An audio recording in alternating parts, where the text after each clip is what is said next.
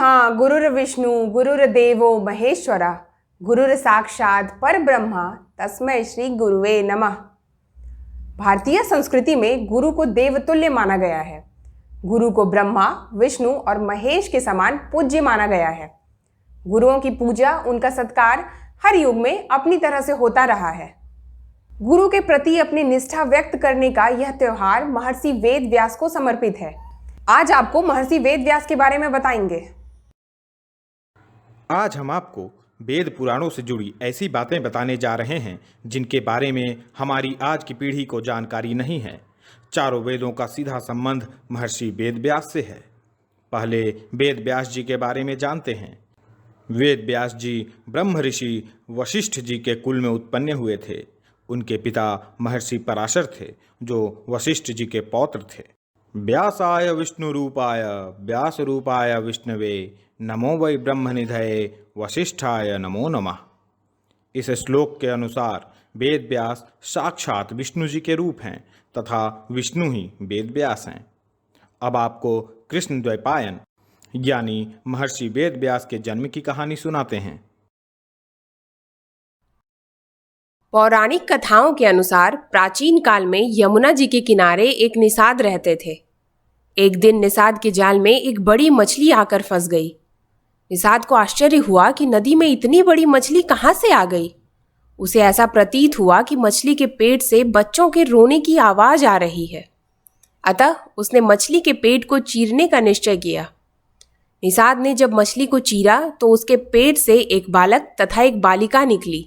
यह मछली एक अप्सरा थी जो ब्रह्मा जी के श्राप से मछली हो गई थी। निषाद मछली के पेट से निकले उन शिशुओं को लेकर अपने राज्य के महाराजा के पास पहुंचा। उस क्षेत्र में सुधनवा नाम के राजा राज करते थे। महाराज सुधनवा के पुत्र ना होने के कारण उन्होंने बालक को अपने पास रख लिया, जिसका नाम मत्स्य राज हुआ। बालिका निषाद के पास ही रह गई और उसका नाम मत्स्योदरी रखा गया। लेकिन लोग उसे मत्स्य गंधा बुलाने लगे, क्योंकि उसके अंगों से मछली की गंध निकलती थी। उस कन्या को सत्यवती के नाम से भी जाना जाता है। बड़ी होने पर वह नाव खेने का कार्य करने लगी। एक बार पराशर मुनि मत्स्य गंधा की नाव पर यमुना पार कर रहे थे।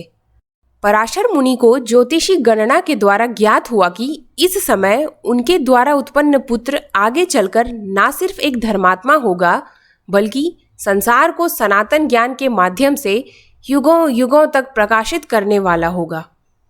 नियति को स्वीकार कर उन्होंने मत्स्य गंधा से सारी बात बताई और कहा कि इस समय यदि तुम गर्भ धारण करती हो तो इससे उत्पन्न होने वाला पुत्र महाज्ञानी व प्रतापी होगा, जो आगे चलकर मनुष्यों के मार्गदर्शन के लिए कई ग्रंथों व पुराणों की रचना करेगा। अतः मैं तुम्हारे साथ सहवास करना चाहता हूँ। सत्यवती ने कहा, मुनिवर, आप ब्रह्मज्ञानी हैं और मैं निषाद कन्या, हमारा सहवास संभव नहीं है। तब पराशर मुनि बोले, बालिके, तुम चिंता मत करो, प्रसूति होने पर भी तुम कुमारी ही रहोगी। इसके बाद उन्होंने निषाद कन्या से गंधर्व विवाह किया और अपने योग बल से चारों ओर घने कोहरे का जाल रच दिया और सत्यवती के साथ भोग किया। तत्पश्चात उसे आशीर्वाद देते हुए कहा, तुम्हारे शरीर से जो मछली की गंध निकलती है वह सुगंध में परिवर्तित हो जाएगी।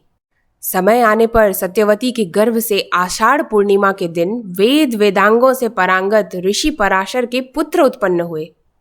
जन्म होते ही वह बालक बड़ा हो गया और अपनी माता से बोला, माता, तू जब कभी भी विपत्ति में मुझे स्मरण करेगी, मैं उपस्थित हो जाऊंगा। इतना कहकर वे तपस्या करने के लिए द्वैपायन द्वीप चले गए। जन्म के बाद ही द्वैपायन द्वीप में तपस्या करने तथा उनके शरीर का रंग काला होने के कारण उन्हें कृष्ण द्वैपायन कहा जाने लगा। उधर सत्यवती का विवाह राजा शांतनु से होता है। मानव जाति के कल्याण के लिए वेद व्यास जी ने सनातन ज्ञान के भंडार को लिखकर सदा के लिए अमर कर दिया। वेद, उपनिषद और पुराणों का प्रचलन करने वाले महर्षि वेद व्यास जी को समस्त मानव जाति का गुरु माना जाता है। हिंदू धर्म शास्त्रों के अनुसार महर्षि कृष्ण द्वैपायन अपने पिता के समान त्रिकालदर्शी थे। उन्होंने दिव्य दृष्टि से देखकर जान लिया कि कलयुग में धर्म क्षीण हो जाएगा। धर्म के क्षीण होने के कारण मनुष्य नास्तिक, कर्तव्यहीन और अल्पायु हो जाएगा। एक विशाल वेद का अध्ययन उनके सामर्थ्य से बाहर हो जाएगा। इसलिए महर्षि कृष्णद्वैपायन यानी वेद व्यास ने वेद का 4 भागों में विभाजन कर दिया, जिससे कि कम बुद्धि एवं कम स्मरण शक्ति रखने वाले भी वेदों का अध्ययन कर सकें। व्यास जी ने उनका नाम रखा ऋग्वेद, यजुर्वेद, सामवेद और अथर्ववेद। वेदों का विभाजन करने के कारण ही कृष्णद्वैपायन जी वेद व्यास के नाम से विख्यात हुए। वेद में निहित ज्ञान को लोक व्यवहार में समझने के लिए वेद व्यास ने 5वें वेद के रूप में पुराणों की रचना की, जिनमें वेद के ज्ञान को रोचक कथाओं के रूप में बताया गया है। वेद व्यास जी ने ही महाभारत जैसे महान व अद्वितीय ग्रंथ की रचना की, जिसे पंचम वेद कहा जाता है। उन्होंने ही श्रीमद् भागवत जैसे भक्ति प्रधान ग्रंथ की रचना कर ज्ञान और वैराग्य को नवजीवन प्रदान किया। उन्होंने हरिमुख वाणी श्रीमद् भागवत गीता को महाभारत जैसे महान ग्रंथ के माध्यम से संपूर्ण प्राणी मात्र को सुलभ कराया। जब लोक कल्याण के लिए वेद व्यास जी को महाभारत रचने का विचार आया तो उन्होंने इस श्रेष्ठ काव्य को लिखने के लिए ब्रह्मा जी से मार्गदर्शन मांगा। तब ब्रह्मा जी के आदेश अनुसार वेद व्यास जी ने अपने श्रेष्ठ काव्य के निर्माण के लिए स्त्री गणेश जी का स्मरण किया। कहते हैं कि महर्षि वेद व्यास जी श्लोक बोलते गए और गणेश जी उन्हें लिखते गए। यही कारण है कि जो भी श्रद्धापूर्वक महाभारत का अध्ययन करता है उसके समस्त पाप कट जाते हैं, वह दिव्य ज्ञान की प्राप्ति होती है। इसमें सनातन पुरुष भगवान कृष्ण का स्थान स्थान पर कीर्तन है।